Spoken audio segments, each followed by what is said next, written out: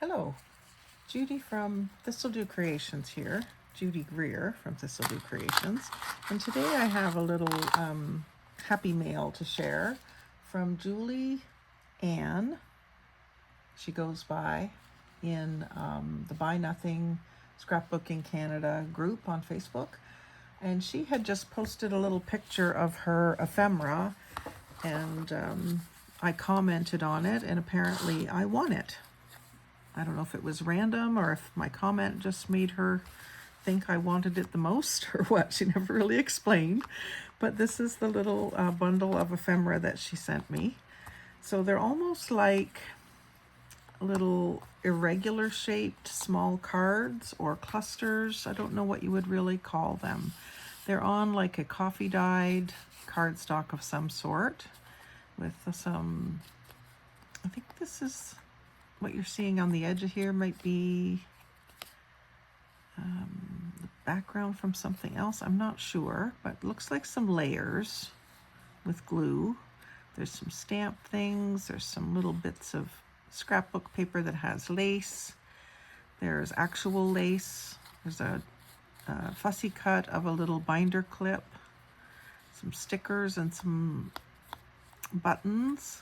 And I just liked how grungy the edges were. I love the look of something really dark and grungy with something lacy together. I just like that juxtaposition. And so this one has a similar sort of makeup, just an irregularly torn, top edge is square, and then she's got stickers and stamps and little bits of lace. They're all so unique. So I really enjoyed receiving them, and it gives me ideas too. Julianne, it does make me wonder what you're using for ink. It's a different tone of brown than the inks I have, so I'm just wondering what you use. If you're watching, if you could let us know, and whether you coffee dyed your own white cardstock or what that is. Some stickers on here, a few different layers of sort of a scrapbooking type paper or vintage type papers. I love the little gold hexagons. I'm a bee fanatic, so I just love stuff like that. And this is like that sort of embroidered lace, a little snippet of it. And then this one has a beautiful red rosebud, and then again layers of different papers. Like there's probably 4 or 5 different papers. And then this looks like the edge of something round, torn on the interior. But I really just love how grungy the edges are. It almost makes me wonder if she's using shoe polish. It's so dark and rich. Now this one is a little thinner. It's basically the bottom of a paper bag. The part that everyone usually would probably throw away, and she has made use of it. And she's got some stamping right on it. A little postage stamp with a cancellation mark. It looks to be a real one. And then just part of a little domino sticker. Love that piece. And then this one again, cardstock back, layers of paper, sticker, button, and lace. And a little bit of stamping as well. Same cardstock backing. You can see some of the paper is overlapping, like hanging out over the backing on the top and the sides. This piece here. So that looks like a piece of an old ledger or something like that. Lots of different strips and bits and bobs, and then a piece of burlap tape or ribbon and a mushroom sticker. Mushroom seems to be a popular theme this year. And then this one also is a red rose, cardstock, stamp. I just love all these little stamped images. It makes me want to spend another day stamping some paper bag and making little snippets with it. This one has some cotton lace and some sort of a time card or something in the back, and little snippets of, looks like vellum, a butterfly stamp, and then some more part of that rounded edge, whatever that was. And then there's a little bit of something red poking out here. I don't know what that is. Part of a ticket or something back here. I just love the grungy edging. That was my comment on the post. This one's not done so grungy, but still antiqued. I'm just curious what that cardstock is. And then we've got more of that burlap, some purple stamping on there, a mushroom sticker, a little piece of scrapbook paper, all kinds of neat little papers. And then this one has a butterfly, a little bit of lace, a few different types of paper, and a little button. This is something I think I could definitely make in front of the TV, and I might just do some tonight. She did include this piece. Oh, there's another one.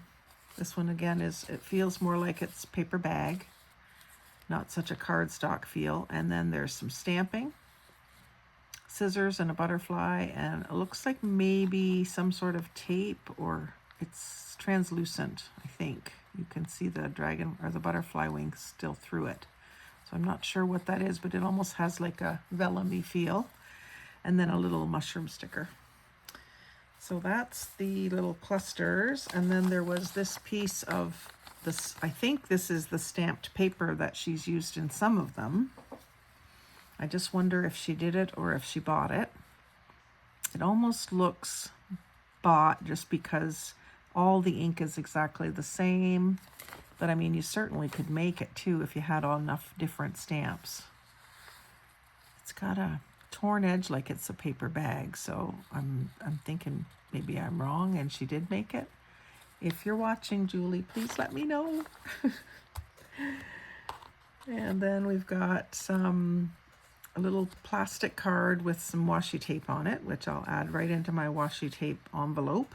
This is a great way to store them nice and flat. It doesn't take up much room. So I have an envelope, so whenever I get any in Happy Mail, I add it in there.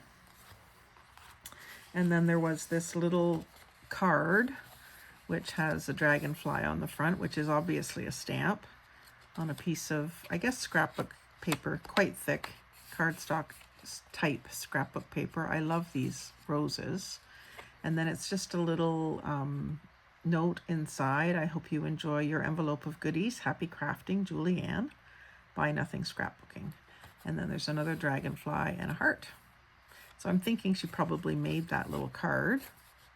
And I just love that idea. I need to go through my papers and just make up some little things like that to send with Happy Mail. And then there's a bunch of, I don't know if you'd call them washi stickers. They're on the clear plastic. This one is like coffee, I think, coffee themed. A little bird. A butterfly. Nice pale blue butterfly. I think this is wine and bread. I'm not sure. I thought that this was like a spool for wrapping. It's the shape of like spool where you would wrap your cord around. Another gorgeous blue butterfly. And a more whimsical one. Pretty colors, aqua and pink. And then another bird. I love these little birds. And then a purple and white butterfly.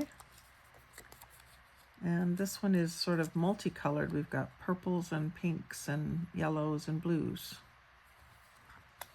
Feather.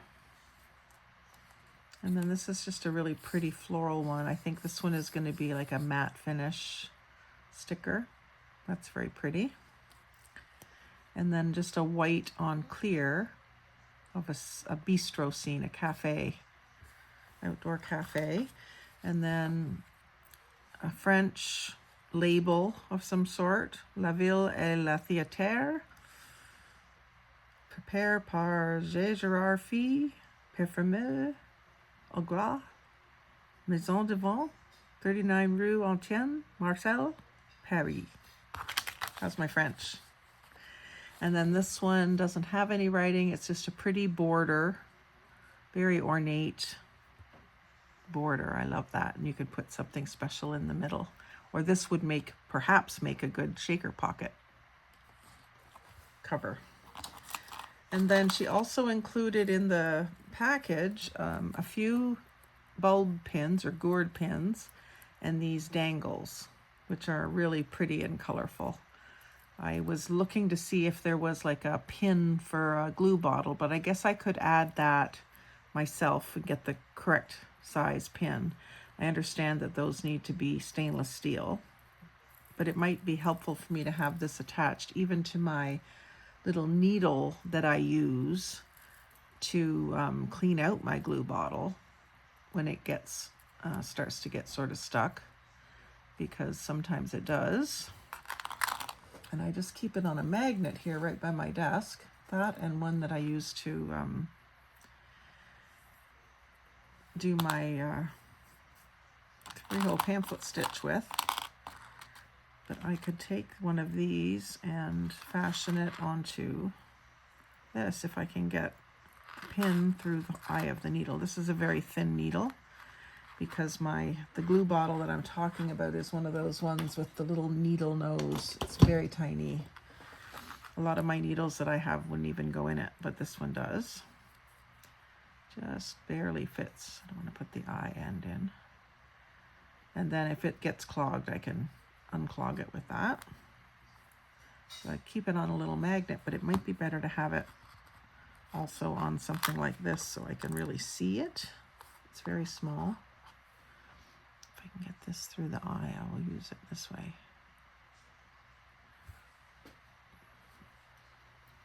Lift my glasses up. No, I don't think it's going to go. I'll have to either force it or find a jump ring or something that I can put through there. I know her wire looks too thick, but I'll work on that and figure that out. Keep it on my magnet for now. And I would put it on this. It might still be a good idea on this, just because it will make it harder to lose this. Even though it's going to still probably be hanging on that magnet. I'm going to have to take it off to use it, but at least I won't lose it. Use it or lose it. So thank you very much, Julianne. I thought it was cute that her name is Julianne and my name is Judy Ann. Thank you very much. I really, really like your ephemera, and I will take inspiration from it and enjoy finding ways to use it. So thanks very much. Like, comment, share, subscribe. Most of all, have a fabulous day.